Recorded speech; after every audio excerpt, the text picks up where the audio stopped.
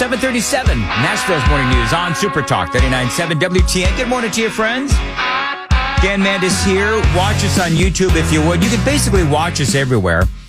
You got your YouTube, like and subscribe. You got your Facebook. You can watch us at 99.7 WTN.com.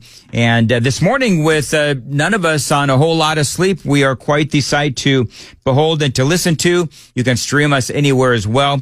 Go to YouTube and take the Daily Dan poll. And today's poll, what is the bigger story this morning? Donald Trump's great speech or the Democrats' reaction? Want to welcome on into the program Congressman Scott Desjarlais. And Congressman, you were there last night, and what do you think the bigger story is? Donald Trump's great speech or the Democrats' reaction?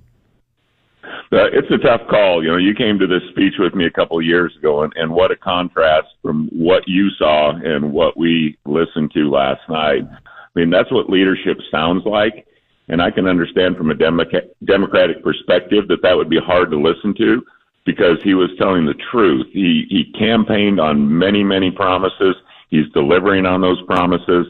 And I always hope for a little bit of bipartisanship because we have slim margins and, you know, it would be nice to have Democratic support, at least from swing state candidates.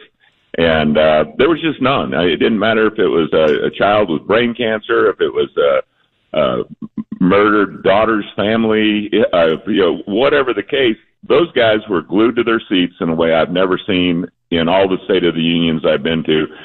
Trump was on fire. No doubt he was spiking the football.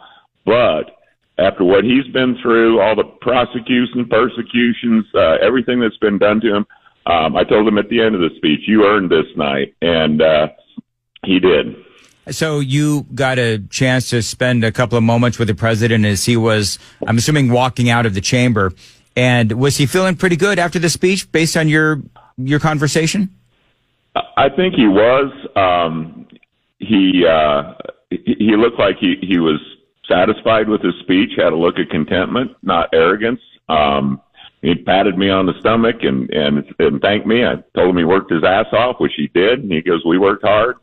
And I thought he delivered a great speech, a lot of good message, a lot of content. You really had to be on fast forward to keep up with him because he's moving at the speed of Trump, just like he has since he took the inauguration on January 20th. And I don't disagree that he's done more in these first 40 days or whatever it's been than Biden did in the last 4 years. And like I said, you remember the speech you watched, and was it anything close? No, I mean, first of all, I was there with Biden, and it was the year that Marjorie Taylor Greene had words with Biden up on the stage, but it was nothing like what we saw yesterday, last night. I mean, decorum and dignity are gone from the Democrat Party.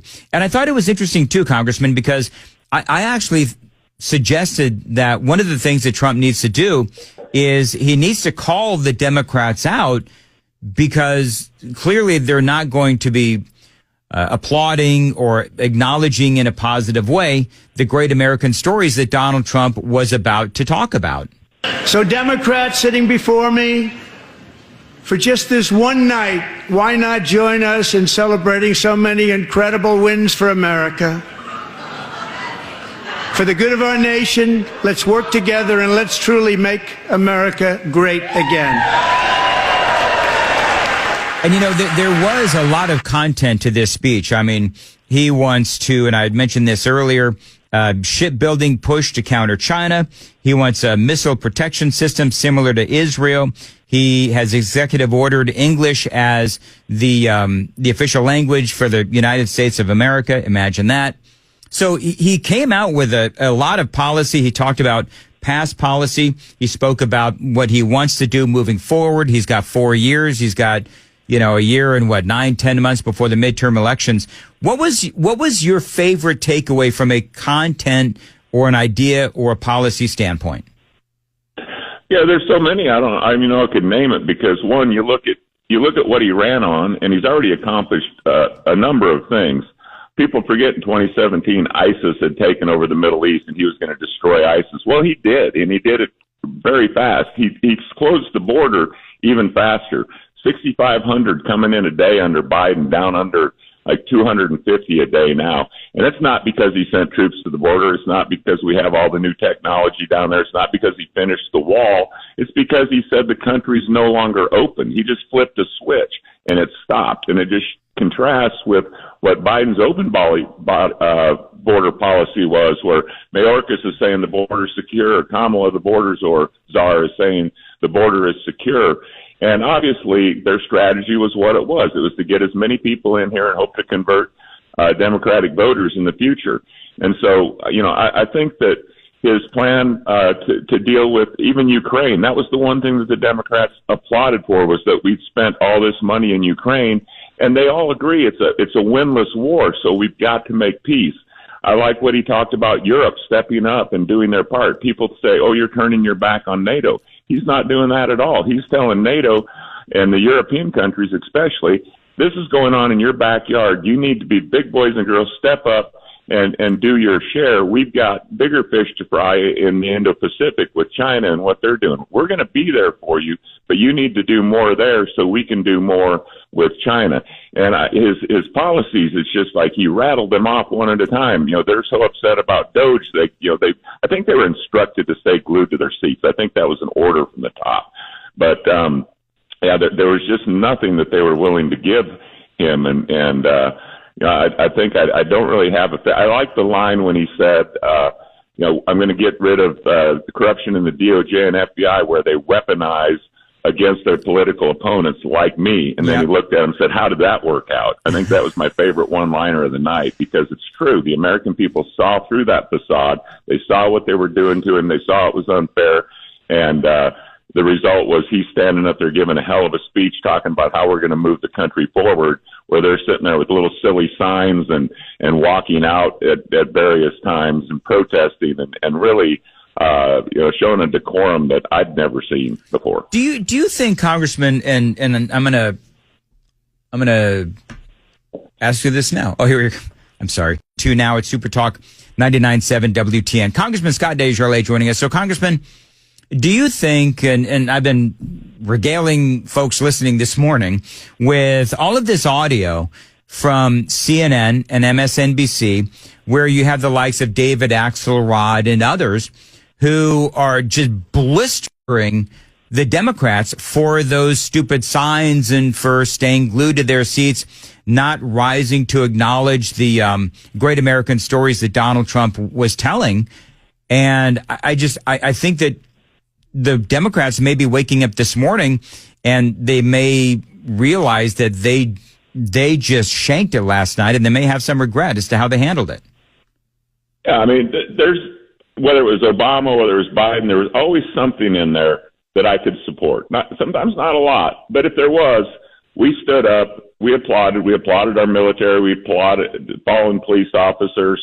There's things that should unite everyone, and the fact that they refused was just obsolescence. They were. I think it was a directive, but you're right. The liberal news outlets were also embarrassed of their behavior. And, I think Al Green wanted to be thrown out. Obviously, he stood there and defied and wanted to teach. So he got what he wanted. He wanted to be hauled out there. He's probably trying to raise money on it now. But, it's interesting. You get comments. We put a post up last night on social media, and generally, it's we call them trolls, keyboard warriors, whatever. They tear you up. But I had more positive responses about people that were proud of this president and what he did. My sister Tammy from Sturgis, South Dakota, is listening to the show today. I mean, from around the country, I've been getting people just commenting about what a great job and how proud they were to be an American again. And I've been here a while, and I don't think I've ever had the sense, before last night's speech, I don't think I've had the sense of optimism about the ability to get things done and move this country in the right direction than I have right now. And that's a good feeling. I would love for some of the Democrats to join us, because it's about their futures too. It's not always a Democrat or Republican issue. It's about doing the right thing. And Trump had a vision for bringing costs down, for cutting waste. Elon Musk is going to meet with us all tonight. And, he's not going to get everything right, but he's finding a lot of things that we all know goes on in government. There's corruption, there's waste, there's fraud, there's abuse. And why would anybody be opposed to getting rid of that? This is going to be a big process to turn this country around, to reduce our debt, and we're all in it together. It's going to impact you at some point. It's going to impact me. It's going to impact all of us. We may have to pay a little more for some goods while we transition manufacturing back to this country and away from China. But everybody voted for this, and I don't think it's going to be easy. It's a hard thing to do because it's so far off the rails.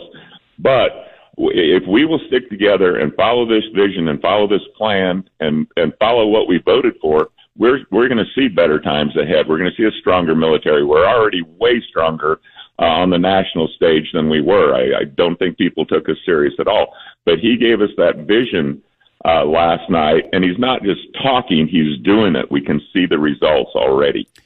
So a couple of things real quick. Number one, last night there were rumors and reports that Zelensky was ready to sign the mineral deal. Sounds like that may be happening at some point. At least he's ready to come back to Washington. So there is that, but then there's an interview that he has done to, I guess it's Italian media, where he's saying that he's not going to make any concessions to Vladimir Putin. So I don't know where Trump needs to go or what he needs to do with Zelensky. He's already, of course, paused the funding for the Ukraine war. What do you think from your perspective is going to be next? Okay, well, that was news to all of us in real time when he read the letter from Zelensky. I'm sure you caught last week where Senator Murphy, I think it was, had Zelensky in his office just minutes before he went to the White House to meet with Trump, told him not to listen to Trump. Trump's crazy. Yep. That don't take this deal, it's bad. So the well was poisoned before he walked into the White House. So I think he walked in very confused. The guy's got to be under a tremendous amount of stress for what he's been through. The number of lives lost on both sides is tremendous. They're a small country fighting a superpower. And I think he was given bad advice. And if the letter's real, I hope it is. We've got to get to the negotiating table. The amount of money that we poured into another endless war that's not even our war. I mean, yes, I get trying to preserve the democracy and hold back Russian aggression, but everyone agrees they cannot beat Russia in the long run. And we're not going to send our own troops. Europe's not going to send their troops in. So I hope that it does come to negotiations sooner than later. It's I've been to Ukraine and it's not a winnable situation. So I love the fact that Trump is working towards peace and there and in the Middle East. I wanted to share my guest last night was a hostage that was held by Hamas. She and her husband, Aviva Siegel and Keith Siegel, he was held for over 400 days. She was held for 51 days. They were taken from a safe room, and they came in my office, spent an hour telling their story in great detail. It was very inspiring, and what he's been able to do in terms of just saying a few words. I want these hostages gone, or all hell's going to break loose. Well, I had two people in my office that were the product of that, and they were here to watch the speech and to thank President Trump for his leadership, and it's great to have a strong leader again. Absolutely. All right, real quick, one of your constituents, JT, loves what you're doing. He has a question about executive orders, and that is, with all of the flurry of executive orders, do you guys now in Congress, do you have to now go back and codify those and make those legal? Where does all that stand? It's better if we do, because an executive order can be undone. Obama started this with his pen and his phone and told us elections had consequences, and that rubbed us the wrong way. But he was right; they did, and he did what he wanted to do. And so, executive orders can be undone by a next administration. So, us codifying them in law is much better. The men and women's sports, the Democrats couldn't stand up for that. But those kind of things, we need to pass a law to make them permanent. And it's much harder to undo a law than it is an executive order. So, he's laying the groundwork with the executive orders. And so we've got to come together and make some of these permanent. All right, Congressman Scott Desjarlais, always great to have you on, and always appreciate your availability as well. It is 7:52.